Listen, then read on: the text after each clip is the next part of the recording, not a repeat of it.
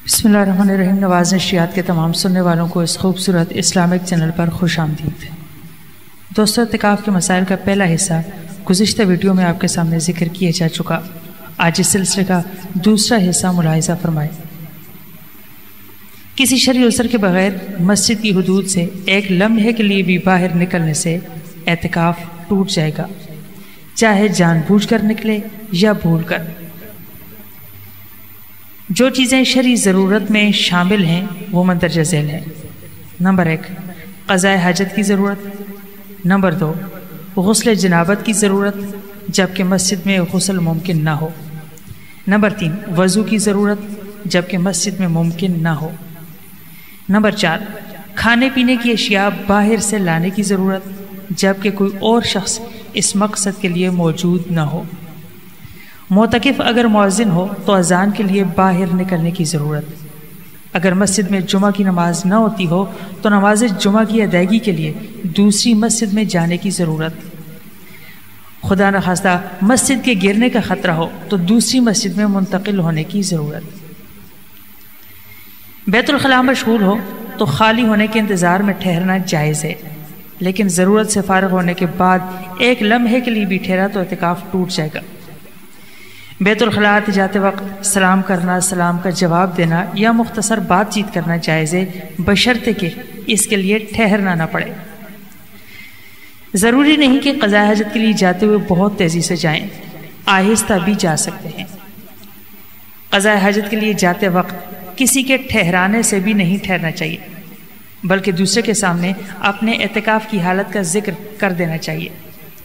क़ज़ाए हाजत में इस्तंजा भी दाखिल है, लिहाजा जिन लोगों को क़तरों की बीमारी हो वो भी इस्तंजा के लिए जा सकते हैं।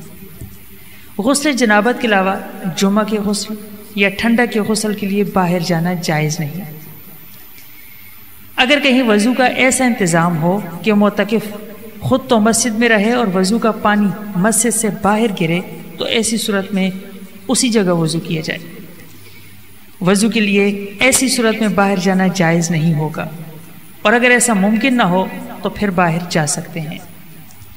वज़ू चाहे फ़र्ज़ नमाज के लिए हो या नफल नमाज के लिए हो, हर एक के लिए बाहर जा सकते हैं। सिर्फ कुल्ली करने या हाथ धोने या मंजन मिसवाक करने के लिए मस्जिद से बाहर निकलने पर इत्तिकाफ़ टूट जाता है। मोतकिफ़ को एहतलाम हो गया तो उसे चाहिए कि आँख खुलते ही पहले तयम्मुम करे, उसके बाद गुस्ल करे।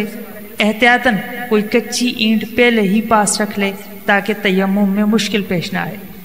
लेकिन अगर कोई कच्ची ईंट वगैरह ना हो तो मस्जिद के सहन या दीवार पर तयम्मुम कर ले। किसी दूसरी मस्जिद में जुमा पढ़ने के लिए जाए तो ऐसे वक्त में जाए कि 4 रकात सुन्नत अदा करने के बाद फ़ौरन खुतबा शुरू हो जाए और फिर फ़राइज़ व सुनन अदा करने के बाद फ़ौरन वापस आ जाए।